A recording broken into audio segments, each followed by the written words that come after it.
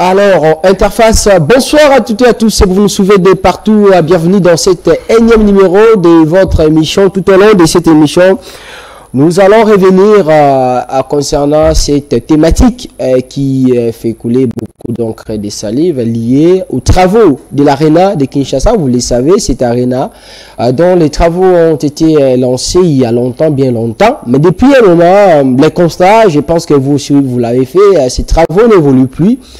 On parle de prétendus détournements, comme d'habitude, qui auraient bloqué l'avancement des travaux de l'Arena de Kinshasa. Au moment où cette Arena, les travaux n'avancent pas, le gouvernement annonce la construction d'un autre stade au niveau de Sainte-Thérèse, dans la commune de Njili, un stade de plus de 60 000 places, alors que les travaux de l'Arena n'avancent pas jusque-là. Comme je le disais, on va parler d'une manière générale les dossiers liés au détournement, voulais-je dire, dans ces pays qui, certainement, ces détournements qui ne permettent pas à la République démocratique du Congo de décoller aujourd'hui.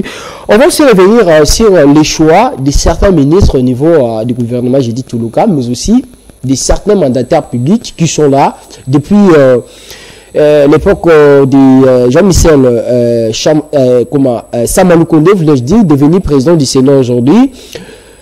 Le silence silencieux certainement de la part du président de la République après la sortie du gouvernement. Aujourd'hui, les mandataires restent encore là. D'autres ont bien travaillé, même si il y a cette campagne de diabolisation vis-à-vis des autres qui certainement ont bien travaillé, ont donné le meilleur d'eux-mêmes, même à cause des intérêts purement politiques, intérêts particuliers des uns et des autres. Préfère aller le départ de ces mandataires publics. On en parlait dans cette émission avec le président de la génération sans impunité, Maître Oscar Béa, qui d'ailleurs fêtait son anniversaire ce mercredi. Rien de plaisir pour nous de le retrouver certainement tout au long de cette émission. On ne manquera pas de fêter cet anniversaire, vu que le mois d'août n'a pas encore pris fin aujourd'hui. Bien coiffé, Maître Oscar Béa, bonsoir et bienvenue. Merci mon frère, merci mon ami journaliste. Merci pour l'invitation sur ces plateaux. Vous êtes devant un bébé qui est né hier. Merci à tout le monde sur ces plateaux. J'ai dit grandement merci aux personnes qui ont pensé à nous hier. C'était une journée spéciale pour moi. Il y a des gens qui ont rendu cette journée exceptionnelle. J'imagine même les jours que ma mère m'a donné au monde, maman Monique Kabatoussuila. Nous la saluons. Je ne croyais pas qu'elle avait eu beaucoup de souhaits comme ça. Et je ne pensais pas que ma mère avait eu beaucoup de souhaits et de félicitations comme ça. Hier, c'était une journée exceptionnelle. J'ai réalisé que dans la vie, il faut garder des bonnes relations.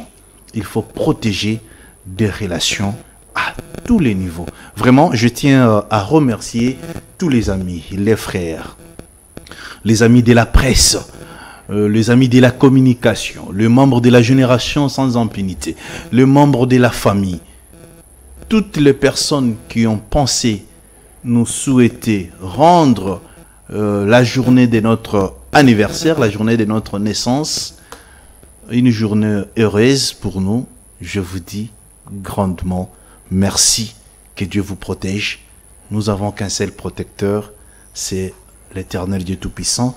Je n'oublierai jamais le patron de Boussolo Napolitique, Boussolo TV, Israël Mutombo, l'homme qui nous a soutenus hier pendant notre jour de naissance. Merci mon frère pour votre invitation. Nous sommes ensemble. Alors moi aussi j'en profite sur ce plateau pour vous souhaiter, même si en retard, je vais être fête d'anniversaire Maître Oscar Béa. Merci mon frère ami. Votre chaîne nous a soutenus la journée d'hier. Vous nous avez rendu des hommes joyeux. Alors, Grâce à Radiabou et à la réalisation de cette émission, Stone derrière les caméras. Maître Oscar, d'entrée des jeux, j'aimerais qu'on puisse d'abord commencer par la génération sans impunité dont vous êtes le coordonnateur. Comment se porte la santé de votre structure aujourd'hui, les activités sur le terrain, tout ça? Mon cher ami, notre grande et méga structure, Génération sans impunité, se porte à merveille. Rien ne pourra arrêter notre lutte.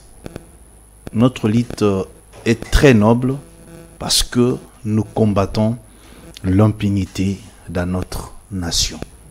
Et l'impunité reste l'unique virus qui bloque le développement de la République démocratique du Congo.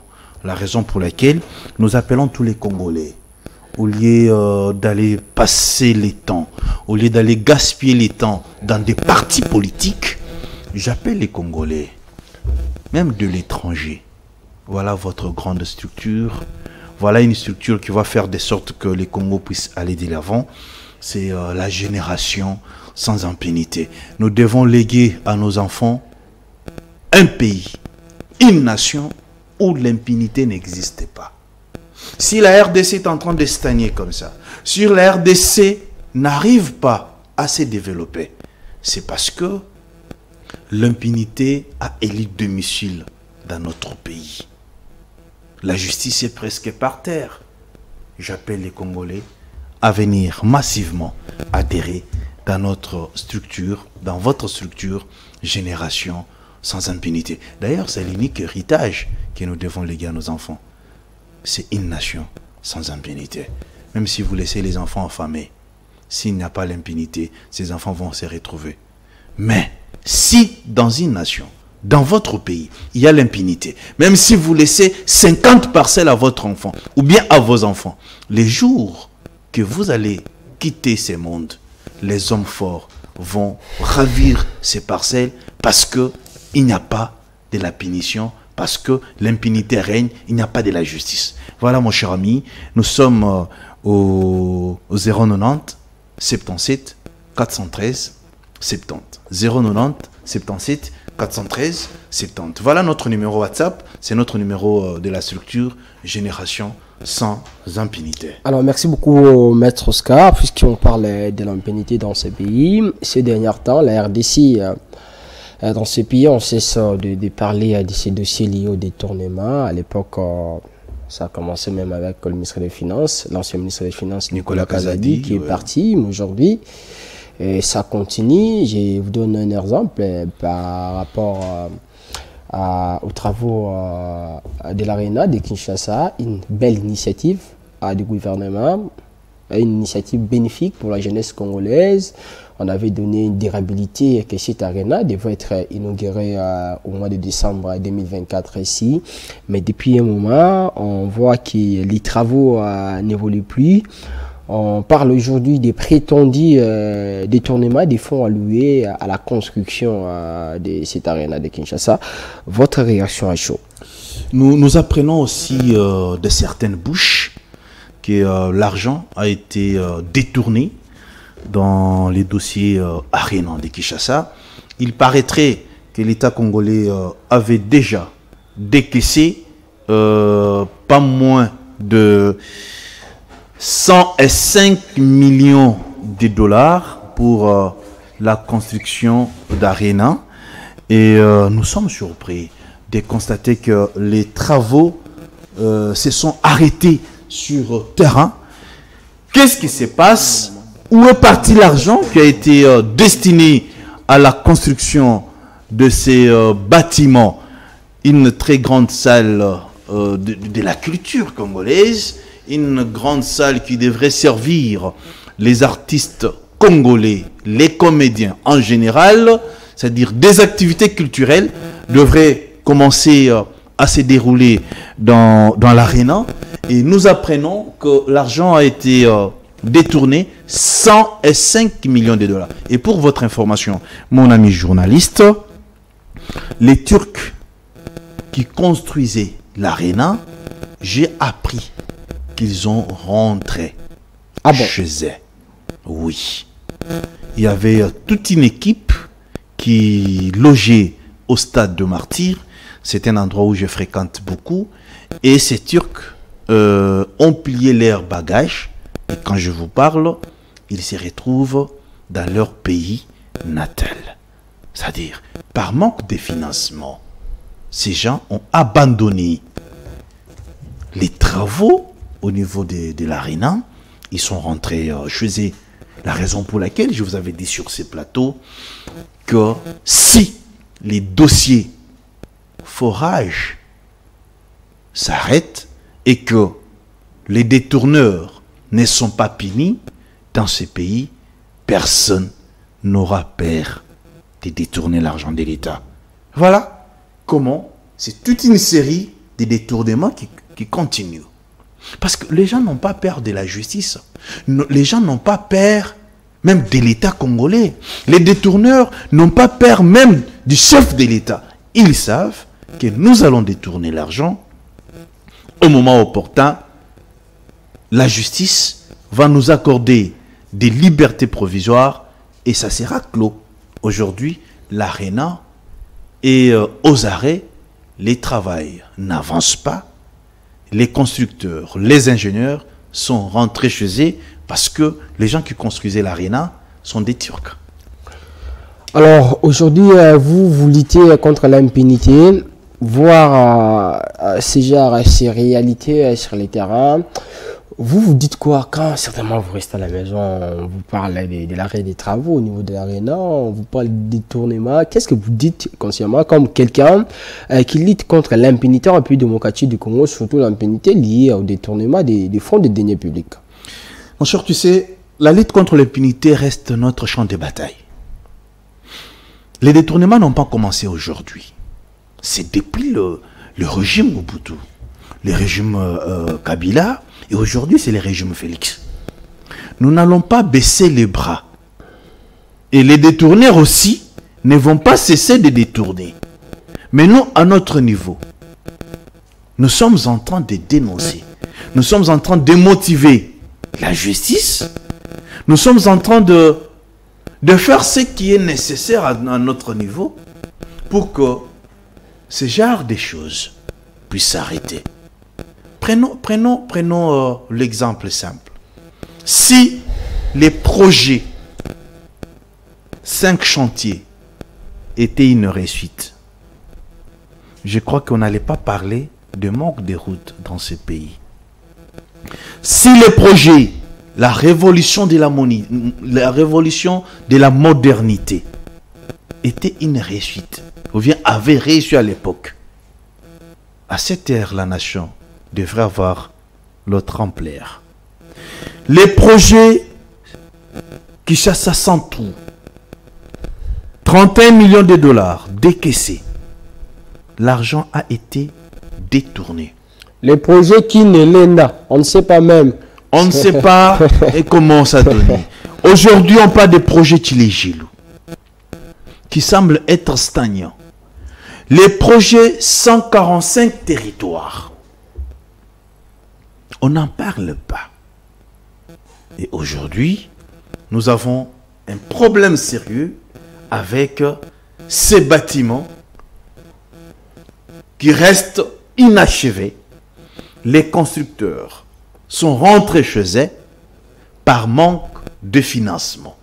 Mais selon les informations à notre possession, il y a eu déjà décaissement de 105 millions de dollars. Nous apprenons que M. Nicolas Kazadi est impliqué encore une fois de plus. Mais comment ça, lui, le ministre des Finances? Dans ces dossiers. Non, on a commencé, la construction d'ARENA a commencé au moment où Nicolas Kazadi était ministre des Finances. Mais après son départ, on voyait les travaux continuer. Mais ça n'a pas pris fin. Il y avait fin. continuité des travaux. Je dis l'ARENA n'a pas pris fin. Vous voyez ce que ça donne. C'est inachevé. Et jusque-là, c'est rien. Et l'argent était déjà décaissé. Nous demandons au ministre de la Justice M. Constant Moutamba de se saisir de ces dossiers et le peuple congolais a besoin de connaître réellement qu'est-ce qui se passe et nous voulons voir ces bâtiments finir pour l'intérêt de la nation. Alors, je retiens quand même quelque chose quand vous avez parlé de la justice. Vous dites que les gens n'ont pas peur de la justice. Est-ce que c'est la justice qui ne fait pas peur aux gens ou bien c'est les gens qui n'ont pas peur de la justice? En somme, mon frère, la justice est devenue... La justice de notre pays aujourd'hui est considérée comme un chien sans rage. Quand vous avez un chien à la maison qui n'a pas de rage, moi, Copal. c'est-à-dire, en réalité, toute personne peut pénétrer votre parcelle sans condition, sans peur. Parce que moi, Nabino, à ça la rappelle le côté. C'est comme ça la justice Nabiso lelo. C'est-à-dire, justice Nabiso et community, quand nengo benyango, mboya Copal, mutakobanga ya azate. Baebi que, ba miibi, baebi. Que lelo ata justice et kangiyo, okokota makala. Après avoir être na makala, okope sa mongo, bako accorde yo liberté provisoire. Mais avec une justice qui a la facilité d'accorder des libertés provisoires aux détourneurs, aux présumés détourneurs. Messieurs les journalistes, au Lingi, nani abanga justice ya bongo. Ezaneti mwana nandako. Aibi que ceux qui n'a kei na zongi 23h, mais ceux qui n'a memeli papa na biso lipa. Papa ko sala ngai le côté. Alors, l'enfant un jour pourra rentrer même demain matin. Il sait que c'est comme ça avec la justice congolaise.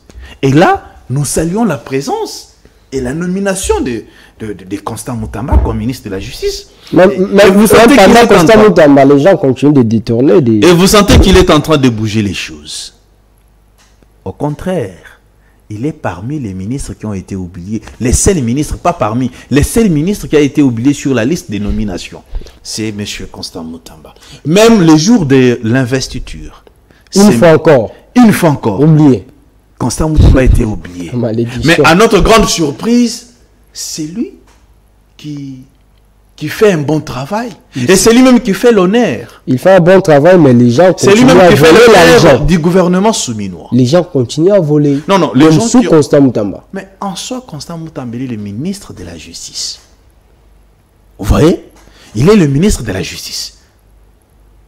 Et je crois, avec sa façon de faire, nous sommes fiers de lui et les détournements, au fur et à mesure, ça va prendre fin dans notre pays. Ensemble avec la génération sans impunité, nous les soutenons. Vous pensez aujourd'hui, s'il faut mettre un peu de rigueur en ce qui concerne le détournement, il faut prendre des mesures fortes, faire voter même une loi, pourquoi pas mettre tous les gens qui volent l'argent de la République dans la catégorie ou bien dans cette infraction que vous appelez soit haute trahison ou bien trahison, ça veut dire vous volez, on vous condamne à mort. Mon ami journaliste, d'ailleurs, là vous partez loin. La semaine passée, j'étais à la prison centrale de Makala, c'est Perka. J'ai essayé de sillonner la prison, je n'ai pas trouvé un détourneur. Personne. Je vous dis personne. Et surtout dans les dossiers forage. Prison est allée vide. Bah détourner, bah aller libre. Tant sous baza quelque part dans ma chambre. Je suis parmi des personnes mieux informées, surtout en matière de détournement. Nakati à prison, mon réalité. Alors personne n'est en prison en ce qui concerne les dossiers de détournement. Comment vous croyez que baonano ba ibité, babanga ko iba? Comment vous voulez que baonano ba détourner té, babanga ko détourner? Aussi longtemps que baoyo ba détourna, bakota boloko bazonga. Obi ke namboka oyo ndeko nanga journaliste. Les gens ont peur de violer. Que de voler. Que de détourner. Vous voyez? Parce qu'en matière de viol, il n'y a pas de liberté provisoire. Et le consentement même de la victime n'opère pas. Ça devrait être le cas en matière de... Normalement aussi. Ça devrait aussi être le cas en matière de détournement. Mais ici, en matière de viol, on n'accorde pas la liberté provisoire aux violeurs, mais en matière de détournement, les détourneurs ont la facilité de bénéficier de la liberté provisoire à tout moment. Pourquoi? Parce qu'ils ont des moyens. Quelqu'un qui a détourné 50 millions de dollars, il a la facilité de donner au magistrat 1 million de dollars pour qu'il puisse bénéficier, pour que le magistrat puisse l'accorder la liberté provisoire. C'est pourquoi dans des réformes que notre Excellence ministre Constant Moutamba est en train de proposer, nous voulons qu'on puisse bien les souligner dans ces réformes. Qu'un présumé détourneur n'a pas droit de bénéficier de la liberté provisoire. J'aimerais qu'on puisse d'abord verrouiller de ces côtés-là. Peut-être ça peut changer quelque chose. En prison. Ça va violer les droits de l'accusé. Je sais que... Non. Les droits ont été établis par les hommes, légiférés par les hommes, et c'est aussi modifiable. Ce n'est que la Bible qu'on ne peut pas modifier. Si la Constitution la modifie, à plus forte raison que les droits pénals généraux et autres. Ici, mon cher ami, aussi longtemps que la liberté provisoire existe, avec les comportements de nos magistrats, messieurs les journalistes, il sera difficile que ces gens se retrouvent en prison parce qu'ils ont suffisamment de moyens. Alors, vous affirmez aujourd'hui, jusque-là, Moutamba est le meilleur ministre du gouvernement Toulouka. Moutamba Constant, que j'ai salué en passant, il fait l'honneur de la jeunesse congolaise. Oui ou non, il est actuellement le meilleur ministre du gouvernement. Il est le meilleur ministre. À part lui, je peux aussi citer M. Doudou Famba. C'est lui qui a remplacé Nicolas Kazadi. Ministre des Finances. Au niveau de la finance. Ce sont des jeunes. Constant Moutamba n'a pas 40 ans. Doudou aussi, je ne crois pas qu'il a 40 ans. Mais ce sont ces jeunes qui marquent et qui travaillent pour l'intérêt de la nation. Parmi les 50 quelques ministres du gouvernement souminois, il n'y a que ces 2 ministres qui marquent leur temps et qui travaillent pour l'intérêt de la nation et pour valoriser les mandats du président Fachi Beton, surtout ses deuxièmes mandats. Doudou Famba, parce qu'il a fait quoi jusque-là? Quels sont les actes que lui il a posés, qu'on peut les classer parmi les meilleurs ministres du gouvernement Toulouka? Doudou Famba maîtrisait aujourd'hui le secteur de finances. Vous sentez qu'il n'y a pas de bruit. Je vis, il a fait des descentes dans des différents registres de recettes dans notre pays. Et ça promet avec Doudou. Doudou est différent. J'ai eu à m'entretenir... Kazadossi avait commencé comme ça. Au début, il y avait beaucoup de discours. Et au finish, il a fini ce qu'il a fini. Non, mais en français, on dit vaut mieux la fête d'une chose que son commencement. Mais quand l'homme commence bien, il faut le féliciter. C'est pourquoi nous félicitons et nous encourageons M. Constant Moutamba, l'excellence Constant Moutamba, et excellence Doudou Famba. Les jeunes de moins de 40 ans qui travaillent mieux plus que le vieux de 60 ans, qui sont des ministres, des 50 ans qui sont des ministres. Parce que ces gens n'ont jamais bénéficié des ordonnances présidentielles, si c'est que dans ces gouvernements. C'est-à-dire ils ont la volonté et l'amour de la nation. Mais les vieux qui ont déjà été nommés à maintes reprises comme ministres, pour eux, c'est le temps de détourner, c'est le temps de voler l'argent. Sur ces points, j'ai dit félicitations au président de la République d'avoir pensé à ces deux jeunes qui fait l'honneur de la jeunesse congolaise et qui travaille pour l'intérêt de la nation. Là, je parle de l'excellence Constant Moutamba et de Doudou Famba, le ministre de la Justice, le ministre des Finances, qui a remplacé les soupçonnés, les cités, les présumés détourneurs dans les dossiers forage. Alors, vous parlez de ces jeunes ministres qui sont en train de faire ce qu'ils sont en train de faire, mais à part eux, il y a quand même aussi une dame qui est ministre de la jeunesse, qui beaucoup s'attendaient qu'elle puisse donner le meilleur d'elle-même. Comment pouvez-vous analyser ces silences silencieux de cette dame? Moi, c'est la première fois. Elle est incompétente. Elle est incompétente. Ouais. Je demande au chef de l'État où ils ont mandat souka. Mandat souka, ils ont été comme na deuxième mi-temps match Lingue Sila. Et le Bamanix. Ce qui match Lingue Sila, bah tiens, bah professionnel. Pardon, maître. Je relance. La ministre de la Jeunesse est comment? Elle est incompétente. Tu veux que n'a changeant? Si vous voulez. Mais je dis qu'elle est incompétente, monsieur. Qui est incompétence? Cette dame de la jeunesse. C'est pourquoi on a réussi mon Konziamboka. Tout ça, on a deuxième mandat. Deuxième mandat, ils ont été matchés comme une deuxième mi-temps. Ceux qui matchent comme une deuxième mi-temps, bah quand ils s'accabent Messi, bah quand ils s'accabent Mpoutouma bi Trésor, bah quand ils s'accabent, c'est-à-dire le meilleur pourvu qu'il va marquer bi, de gagner match. Bon. Parce que ah on faut gagner match OT, bah on sait Kabiso. Mais au chef de l'État, Baza va jouer à première mi-temps. C'est la il fallait Arrose à jouer. Et dans le lobby, il y a ceux qui ont joué. Il faut pas continuer à bander les matchs. À Betty 15 minutes, 20 minutes, va longo. Il y a Corana joué en Inde, par exemple. Jouer, c'était ma Corana joué en Inde. À la mort en Abisso. Parmi attends, une bande.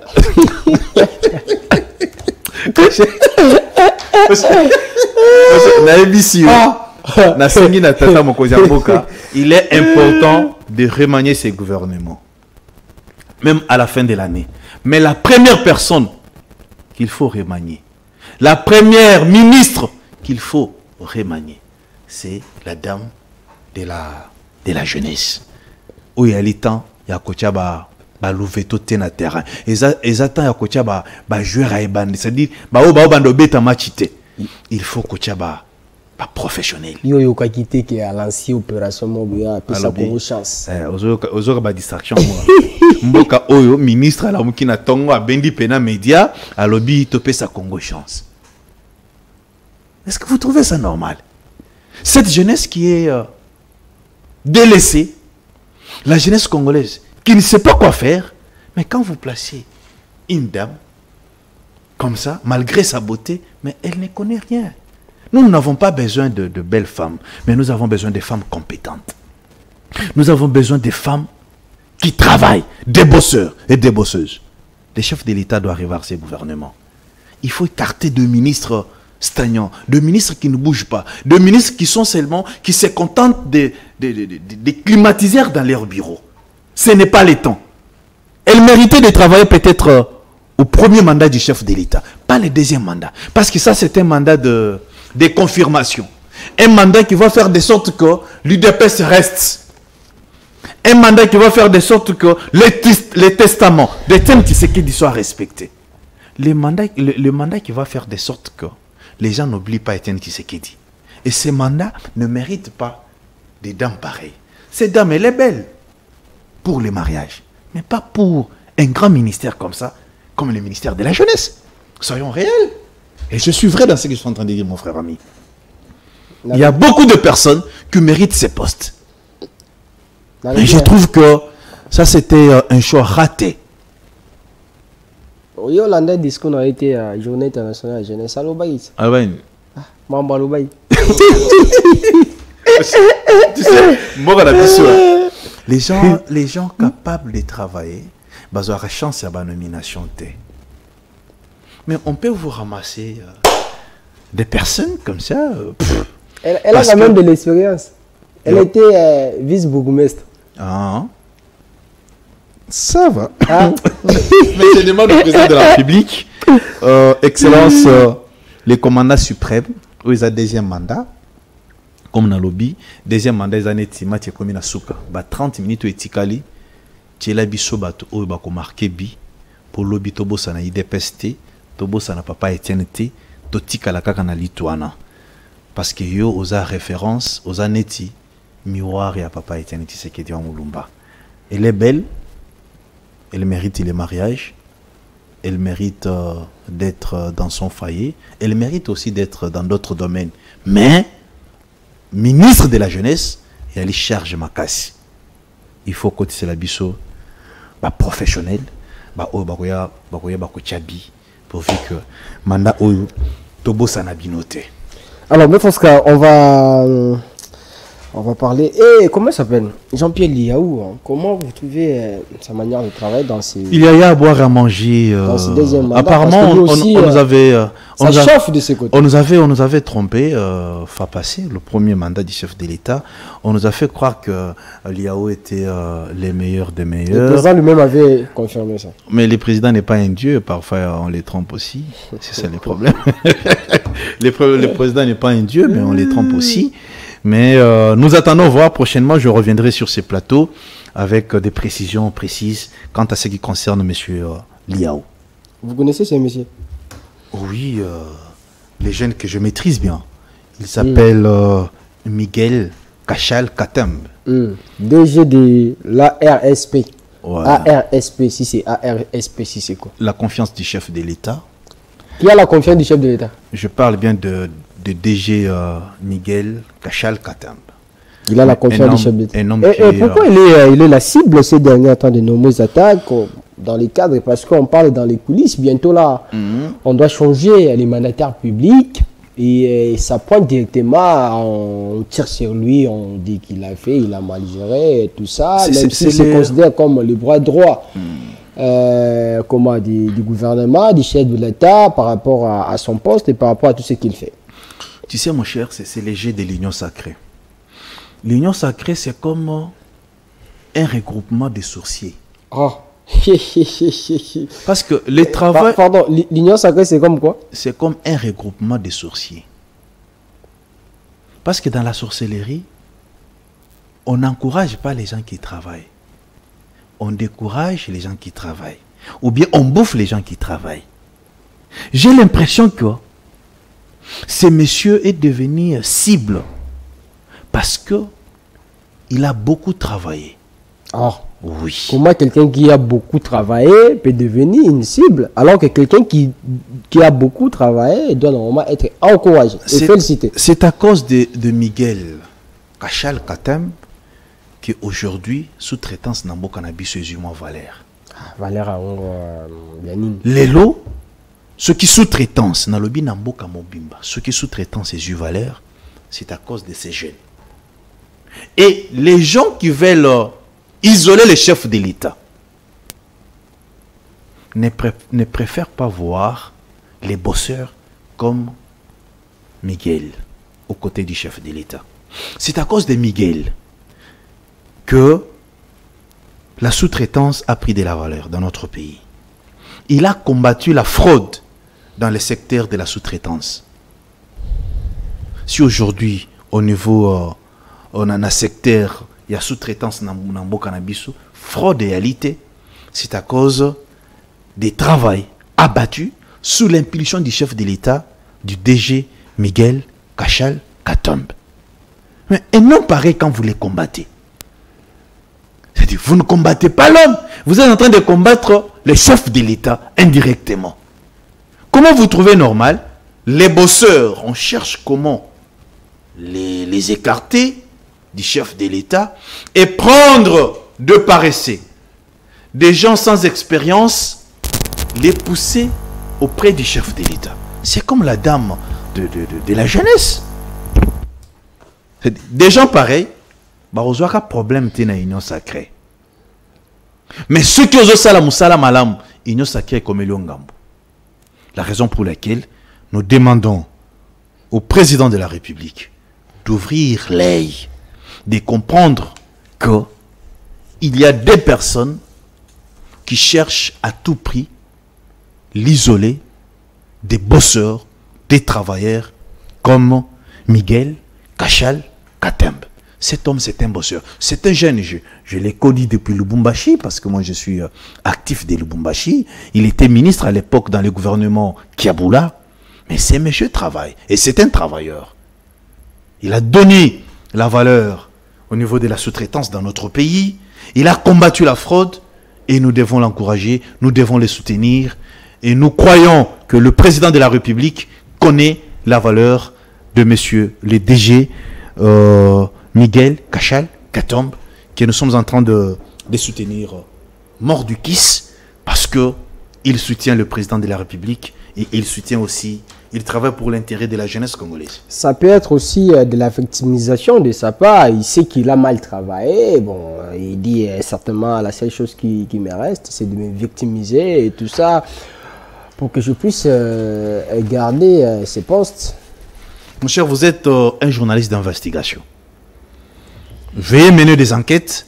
Vous comprendrez qu'ils ne sont pas nombreux qui travaillent pour l'intérêt de la nation.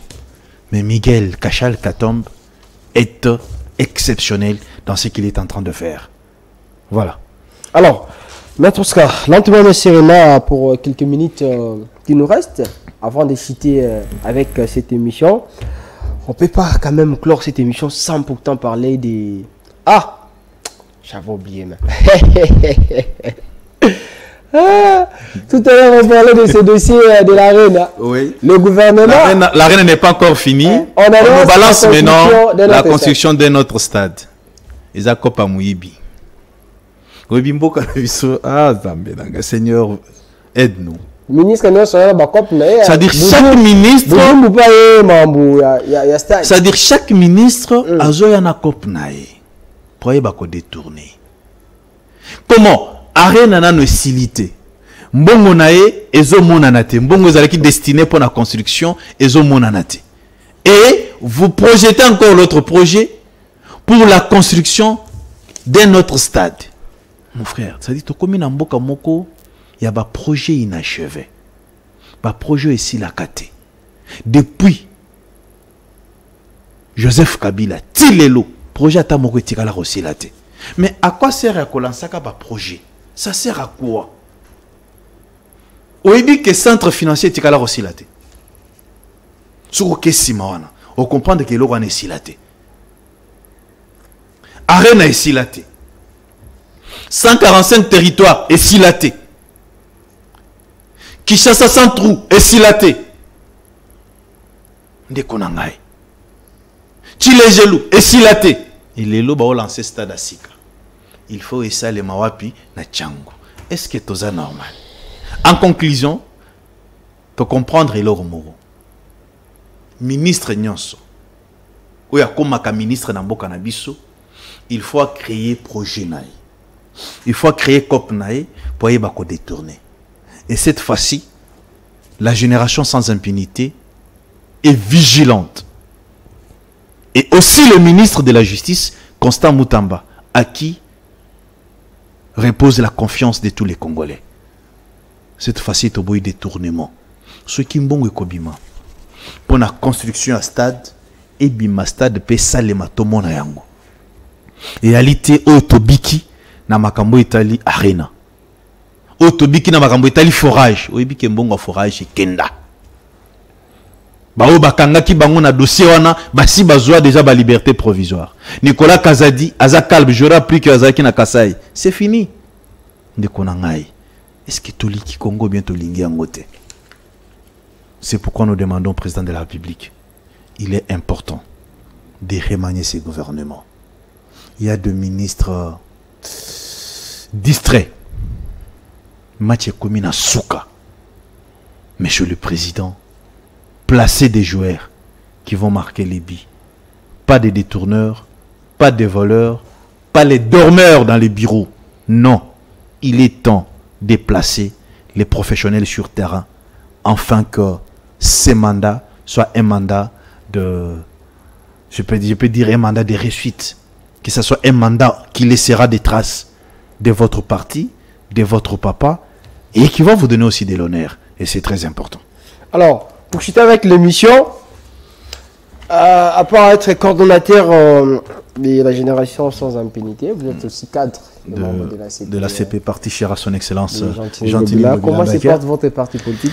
Non, l'Alliance des Congolais progressistes, parti cher à son excellence Gentili Ngobila-Mbakia, le parti de Nobertine Matanda Honorable, le parti de Charles Mbutamutu, le secrétaire général, le parti de Ketia Olangi va très très bien, le parti du président Modacho et l'ensemble de toutes les femmes d'aujourd'hui, ce parti va très bien. Nous espérons que dans les jours à venir, Le parti va relancer les activités politiques et vous connaissez que l'ACP reste la machine de la mobilisation. L'ACP reste le parti le plus populaire de la République, c'est connu de tous, malgré qu'elle subisse, je parle de l'ACP, l'Alliance des Congolais progressistes, elles subissent de l'injustice de la part de l'Union sacrée. Jusqu'aujourd'hui, aucun membre de l'ACP a été nommé ministre, malgré le nombre de députés que nous avons. Mais nous comptons sur la bonne gestion du chef de l'État, parce que c'est lui l'unique arbitre au sein de l'Union sacrée. Maître Scabéa, c'était un honneur pour moi de vous recevoir dans cette émission. Vous avez quelque chose à dire, à part la conclusion? Non, merci, mon cher ami. Je vais conclure en disant que notre structure est là, la génération sans impunité. Nous n'avons pas de soutien politique. S'il y a des personnes qui veulent nous soutenir financièrement, vraiment, vous êtes le bienvenu. Nous sommes au 090 77 413 70. Pour nous, la génération sans impunité, l'impunité reste l'unique virus qui tue le développement de notre pays. Les jours que nous allons mettre fin à l'impunité dans notre pays, ça sera le début du développement de la République démocratique du Congo. Je m'excuse. Voilà. C'est fini? C'est fini. C'était ça votre conclusion? C'était ça ma conclusion. Alors, c'est un plaisir pour moi de vous recevoir dans cette émission. Je rappelle qu'hier, vous fêtez votre anniversaire. Ouais. Je cite une fois encore en vous souhaitant joyeuse fête d'anniversaire, de bonnes choses à vous. Tu sais, que Dieu puisse vous bénir. Je bénis mon entourage. Je bénis mes amis de la presse. Et je leur dis grandement merci. Hier, vous avez fait de notre journée d'anniversaire une journée spéciale. J'ai eu des appels de partout. J'ai eu des vidéos de tous les coins et les recoins de la République. Merci, merci, merci. Je vous porte à cœur et je compte beaucoup sur vous. Merci également au DG Israël Mutombo, Boussolona Politique. Merci. Merci beaucoup, Maître Oscar. Je rappelle que vous êtes le coordonnateur de la génération sans impunité, mais aussi cadre du parti ACP des gens, Tiningo Bella. Merci beaucoup, mon cher. À toutes et à tous, et merci de nous avoir suivis. On va se retrouver demain vendredi pour les derniers numéros de cette émission. Restons toujours fidèles, que vive la République, vive la RDC.